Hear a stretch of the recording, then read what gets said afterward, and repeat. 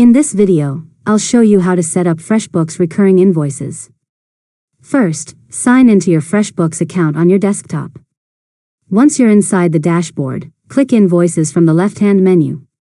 Next, click Recurring Templates. This is where you'll create and manage recurring invoices. After that, click Create New Recurring Template.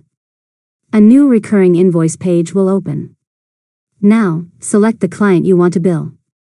If the client doesn't exist yet, create a new client and enter their details. Next, add the products or services you want to include in the recurring invoice. Enter the description, quantity, rate, and any other necessary information. After that, choose how often the invoice should be sent. You can select weekly, monthly, yearly, or a custom schedule depending on your needs. Now, set the start date and, if needed, choose an end date. You can also decide whether the recurring invoice should continue indefinitely.